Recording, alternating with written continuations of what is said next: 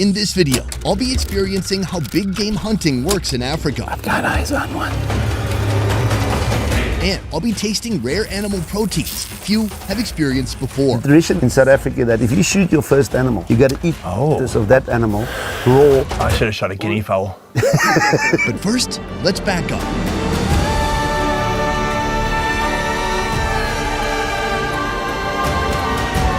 Big game hunting in Africa is nothing short of controversial, conjuring images of well-to-do hobbyists taking an animal's life in exchange for a head mount.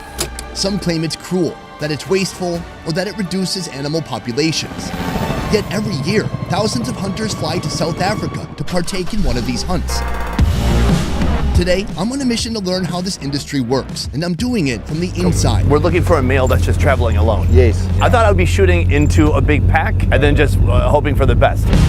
Getting my hands dirty, doing what some hunters pay tens of thousands of dollars to experience. I see one up there. Is that the one?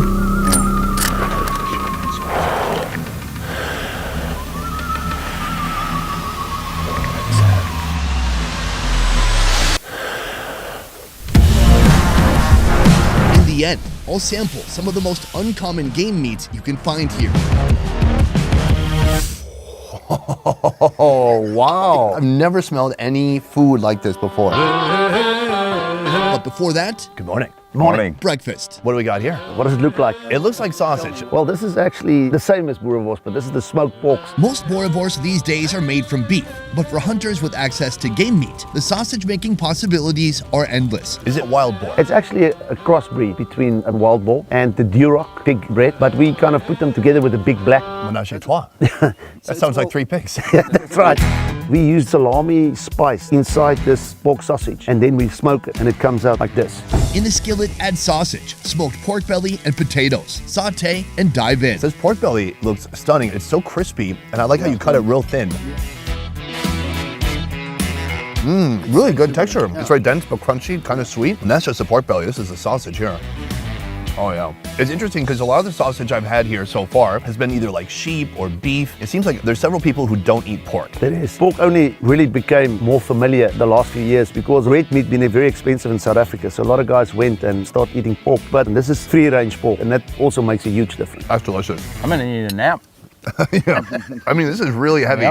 Sitting next to me, my high school buddy Greg. He's obsessed with hunting deer, turkey, ducks, pretty much anything. So I've invited him to South Africa to witness hunting on a whole nother level. I'm so curious how things work here. My only experience being in places like this would be like in Tanzania in the Serengeti, where I went on safari and you get to look at the animals, but you definitely cannot shoot them. Here, this is a private game reserve. That's right. What does that mean and how is that different? These brothers, Philip and Hendrik, are the owners of Bejani Game Reserve. They'll be guiding me through my journey here and providing insight on the big business that is the game reserve hunting industry. The difference is that the nature reserve is left as it is in its natural stance. And game reserve is what we have here, we kind of do commercially. So it's 3 legs in a game reserve. You have commercial hunting, and then you have the ecotourism side. You know, you have people coming here, staying over, go out in the veld, see the game, and then also then the meat processing is the 3rd leg, where we take the meat, we put it through our slaughterhouse, and we sell it. So nothing of it gets wasted. It goes into the community, it goes into the economy of what we have, and what's keeping this thriving. I mean, it's sustainable farming. Absolutely. We call it conservation through utilization. Before we wrap up breakfast, I must ask you, I need you to explain to me why I'm not a terrible person for hunting a zebra.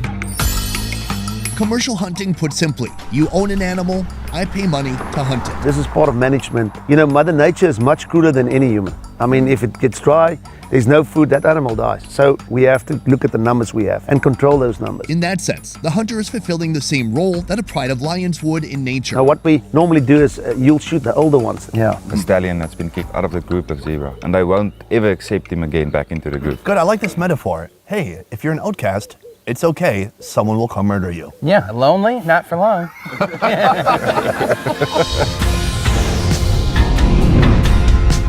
South African hunting regulations state all non-residents must be joined by a licensed PH or professional hunter. That is Hendrik's role. So we're on our way to a camp where we're gonna hunt a mountain zebra. We call it a quagga. Is this whole game reserve fenced in?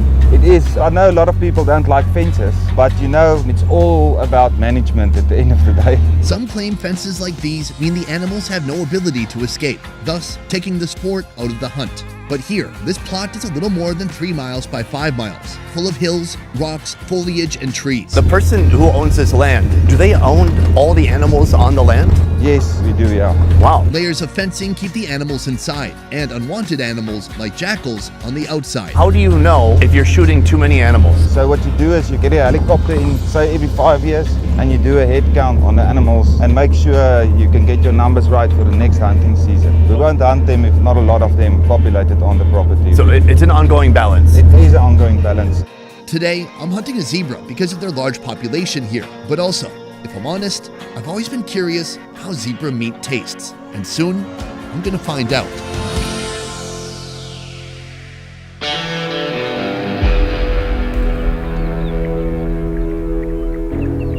This is the mountain range of the Root River Valley on the west side of Eastern Cape, a semi-arid grassland. It's beautiful, it's breathtaking, and I don't see any zebras. What do you think? Well, they're not here in this open plain area, so I think they moved up. We're gonna cut through that little valley there and we're gonna walk around the hill and see if we can spot them at the back there. All right, what's your hope meter at? Out of 10, 4. It's pretty rough, but higher than mine usually is.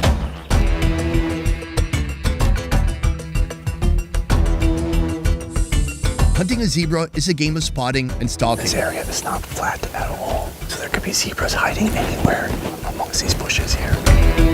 If they're in open terrain, I can see one. the stalk could be impossible, as they have excellent eyesight, and they're always watching their back for predators.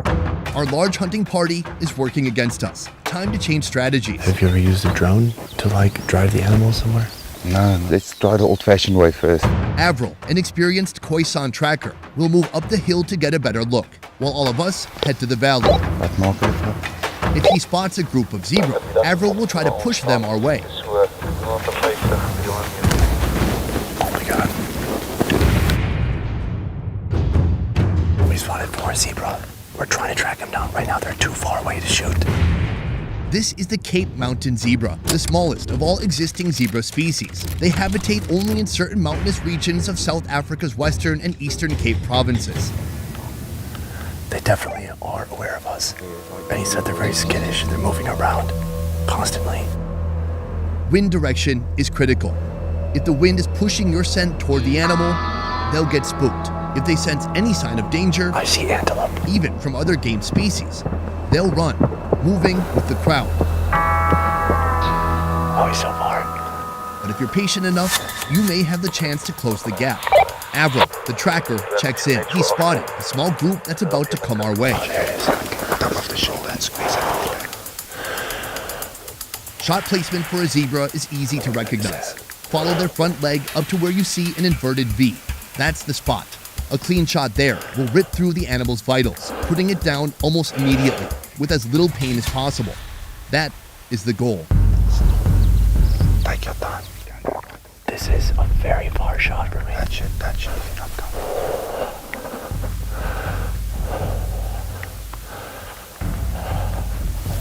Sorry, I feel like I'm squeezing and it's just not going. Okay, it's moving now. It's so tiny in my scalp, I can hardly freaking see it. And now I'm shaking, trying to shoot it, trying to breathe, trying to squeeze the trigger. And the trigger's not squeezing and I'm getting more and more shaky. It's still there, right? It's still there. Okay, let me find it. They're very unpredictable. Should I go for it? Take it. Right on the shoulder, yeah. From about 250 yards, I take aim, I breathe in, I breathe out slowly, and I squeeze the trigger.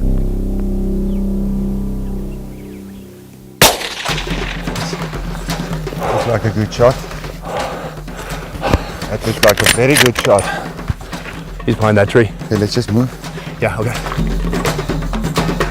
The exhilaration of a hit is undeniable, but my shot was off. missing the vitals and breaking the animal's front leg. A sense of guilt and duty creep over me as I aim to finish the job. You gonna pop out? Yeah, there you go.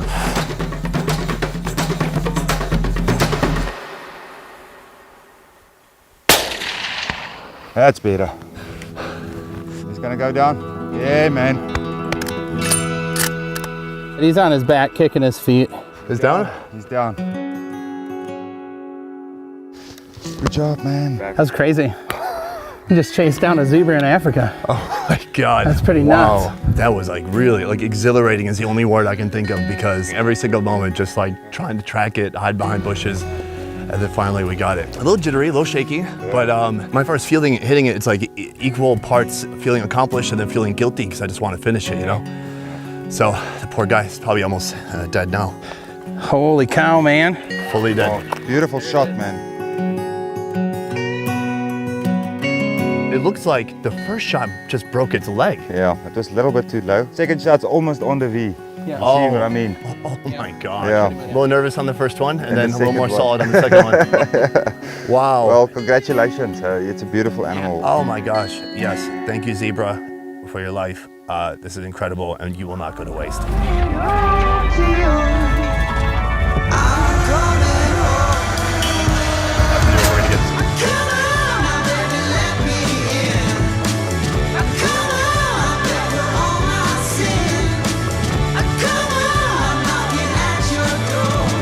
Every part of the zebra will be utilized. Its skin is carefully removed. It'll be used to make a rug or other upholstery. The meat and organs are sectioned up. Front quarters, hind quarters, ribs, tenderloins. Some will hang and some will brine overnight.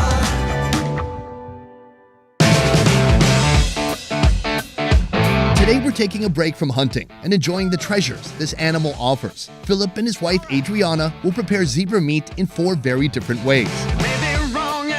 First up, a combination of the wild and the west, a zebra burger, with patties made of minced zebra meat, seasoned with salt, pepper, and local 6-gun seasoning. Grill on a skillet until the edges are brown and the juices start to accumulate. Now for the burger build. Spread butter on both buns, then tomatoes, pickles, and a zebra patty topped with a slice of cheese. I love this touch right here. What is this, porcupine quill? quill that's keeping it together. It's very unique looking. Well, hold on. Is that a bun or a pancake? What's going on the outside? It's like a bun pancake. This is a fat patty right here. Pickles, tomato, cheese. I think we should try it out. Yeah, let's go for it.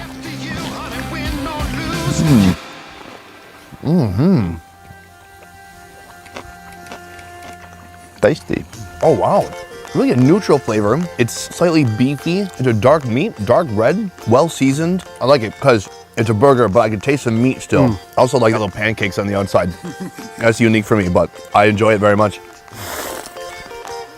Oh man, not gamey at all, but still really juicy, succulent, cooked maybe about medium. Awesome. What about this little guy? This guy's looking desperate right now. He's like, there's no way they don't drop some of that. Yeah. This is our first course. We have a lot we're gonna be trying today. We have this right here. That's mountain zebra tenderloin. It's really thick. The tenderloin was brined overnight in salt water, then rubbed down with Philip's seasoning, made of brown sugar, salt, black pepper, and coriander. Add thyme and place on a hot grill. Let the fire do the work, then serve with tequila sauce. The first bite though, I just want the pure zebra. No sauce, because I just really want to get a sense for the zebra meat. Oh, this looks insanely juicy. Oh, let's go for it.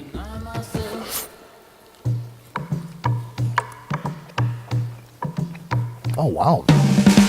It doesn't taste like the softest meat ever, but the way you prepared it has made it tender and soft and juicy on the inside. But is zebra known for being a little on the tougher side or softer side? I think it's just the way you prepare it. There's a certain wild flavor. It's not gamey, but it's so flavorful. Maybe it just tastes like the plants it eats all day. Like I had the guru lamb. It's eating the guru plant. It made it some of the most sweet meat I've ever had. And this meat has a certain type of wild, hard to describe flavor. It's like zebra tastes like zebra. I can't quite put my finger on it, but it's very delicious. How much was the zebra? I think it was $1,000. You know, I'm curious, how does the pricing work for people who come out here to hunt animals? Monkey, baboon, even giraffe are on the hunting menu here. The most expensive of all, the Cape buffalo. one of Africa's big five, costing a total of $10,000. So it's all about demand and supply. It works on that basis. If it's in abundance, you'll get it obviously at a lower price. But everybody's kind of have the same kind of prices. It's made over time. Most hunters flying into a game reserve likely spend $20,000 to $30,000 and opt for a package of up to 5 animals. But that price, that just gets you the hunt, not the animal meat itself. So if the guy comes, he takes his trophy, the skin or the shoulder mount or whatever he takes with, but the meat normally stays the property of the farm. And then what we do with the meat most of the time, we either cook the meat, process the meat, or give it away to some of the communities. Do you ever sell the meat? Yes, we sell it to restaurants also. So it kind of forms part of the economy of the whole area. This is round 1. We still have a couple more zebra dishes to try, so let's get to it. Our next course, zebra organ stew. Liver, heart, and kidney all get chopped. In a pot, add oil, onions, and the organs. Season with salt and pepper, add white wine, and simmer it for about 3 hours. In the meantime, Philip is checking in on his final course. Did you build the smoker? Yes, it was actually a COVID project. Okay, yeah, you had a little extra free time? That's right. What's inside? Inside here we have the smoked mountain zebra leg that it's brined before you put it in the smoker. If you just put it in the smoker beforehand, you lose all that moist. The tension is killing me. Let's see it. It's already marinated in red wine overnight before placing it in the smoker for about 5 hours. Ooh, I like the pattern of this because usually it might be like grill marks or something like that, but here we have like a beehive texture on the outside. The color has already changed. It's getting a nice bark on the outside. It looks juicy, it looks delicious, it looks like you removed, I don't know, wait, who's somebody else who's more relevant? It looks like you removed a bodybuilder's quadricep and just laid it down there. That is a fit piece of meat right there. How many more hours for this? This is about ready. All right. Yes, sir. Have you ever eaten the organs of a zebra before? To be honest to you, not really. Oh, well, let's try it out. Oh, wow. You know what's funny is it smells like zebra hair. What do you think of the smell? It's delicious, man. Gonna dig into it now. Let's try it out.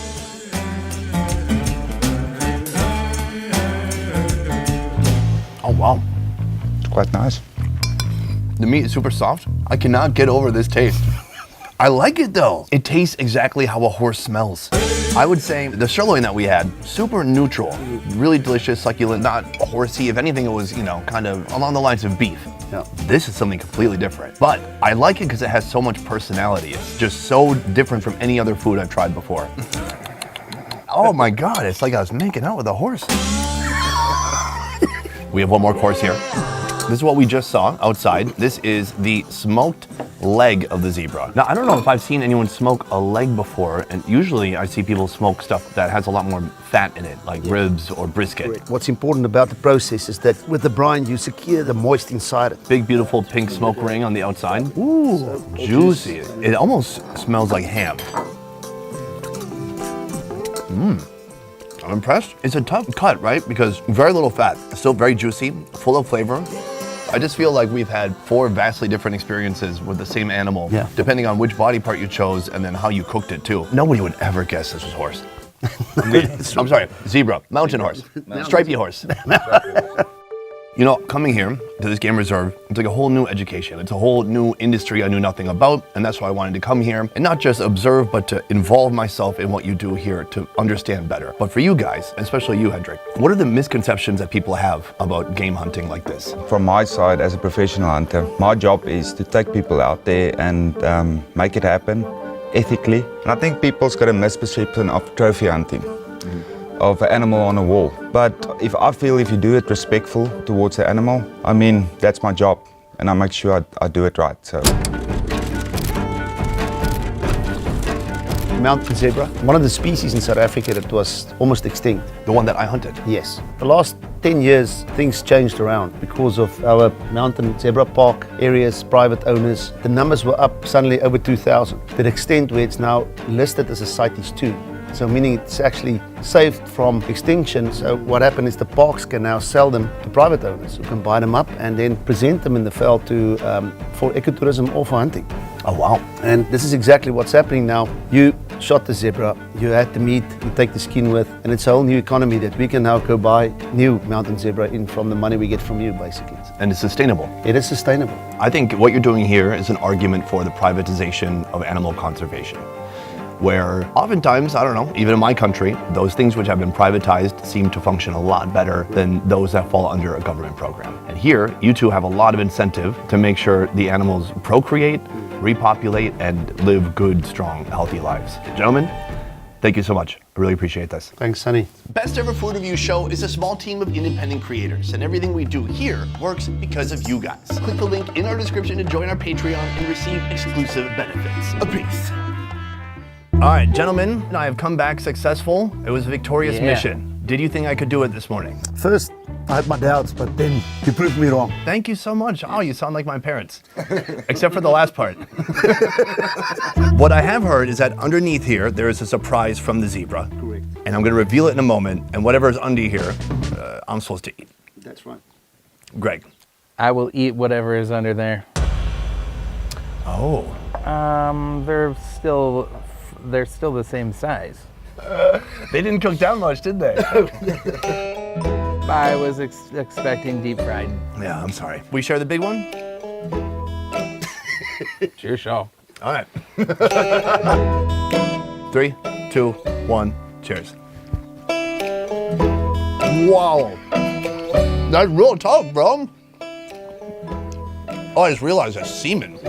Oh. I can't eat it. It's too hard. You gotta swallow it. That's why I said. You're still chewing. Gee. You're doing it.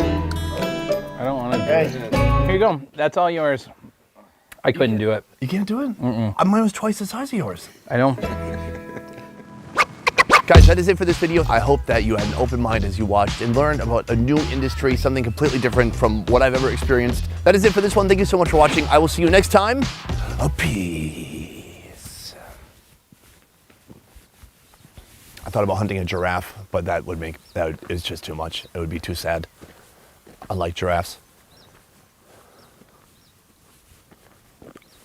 But maybe a tortoise.